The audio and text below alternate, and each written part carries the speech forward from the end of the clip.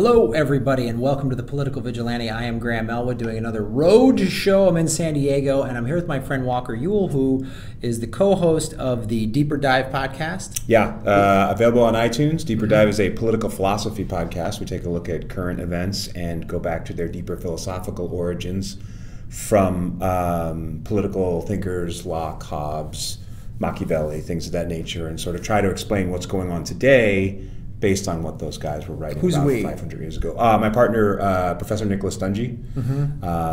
He's a professor at Cal State Northridge and also at American University in Prague, and he's there now.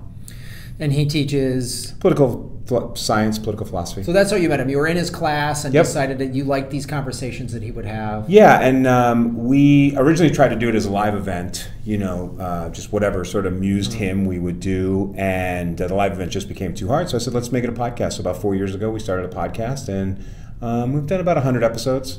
So, you know, we do it twice a month, and we just talk about whatever sort of is moving the needle.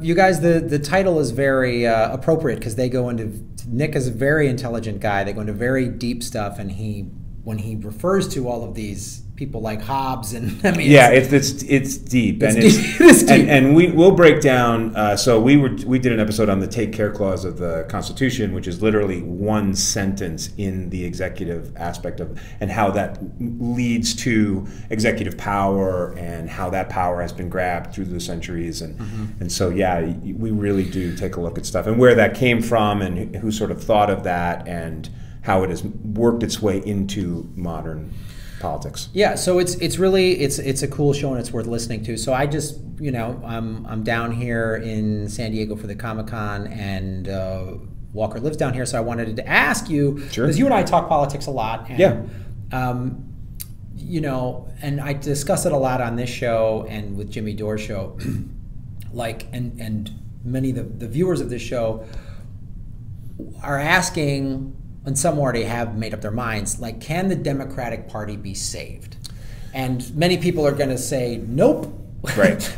It's over. Yeah. They're just, because, yeah, I've talked about it a lot on the show, so I want to hear your point of view and how, if at all, and in what way have you and Nick discussed this on Deeper Dive, and where you think, looking at where America's at today, you know, how that relates to... Sure. So I'll take the second part of that first. Okay. And, you know, Nick and I, like yourself and a lot of your listeners, understand that it's really sort of a one-party thing, that it's just sort of, you know, two sides of the same coin. You know, that's not a new theory, and there's nothing new about that, and it's just ways to sort of split the electorate and raise money. So I think you, me, your listeners, we're all sort of in agreement about that. As far as the Democratic Party itself, I think there are real team players on the Democratic that believe in their team, in the same way that, you know, if you're on the Boston Red Sox, you believe in the Boston Red Sox versus the Yankees, and there's sort of that rivalry, and so you're looking at it from that gamesmanship.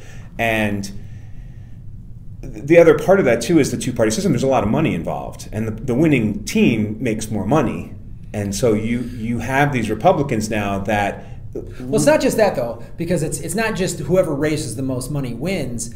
It's also, like, to my opinion, the Democrats would rather lose to Republicans than let progressives take over, because progressives are very anti-corporate money. So losing to a Republican, they still keep their corporate donors, and it's like, it's, to me, the winning that you're talking about, from my point of view, is the winning of, oh, we get all this money. Like, that's the victory for right, them. and when you look at it from a Republican and a Democrat side, it's like, okay, well, the Republicans have more seats. And I'm not just talking on the federal level, I'm talking about the state and local level too. And so what you're doing is you're giving your buddy a job. Like, you worked for me, and now I can get you a job down the line, and then we're going to take care of each other and forget those other guys. And so when I talk about that winning, it's the idea that if the Republican Party, they get to not only sort of advance their agenda, which is how they make money from that fundraising and those donors, but they get to also move that down the line, right? So not only at the federal level, but at the state level, they're doing a lot of that. Right. And well, because they won over 900 state Senate seats. They had 2/3 of the governorships. Yeah, and listen, the Democrats got their heads handed to them when a number of years ago the Republicans said we need to win at the local level, and these big donors like watching the big game, but they understood that you have to win at the local level, and the gerrymandering is what has allowed the Republican Party to sort of excel and push in, and because they've won those local seats, which drew the districts, which allowed for more Republican seats, which again moves the ball forward. So to answer your question, do the Democrats have a chance? I think there's three parts to that answer, and one is the gerrymandering. What is the Supreme Court going to say? They're taking a case this fall about partisan gerrymandering.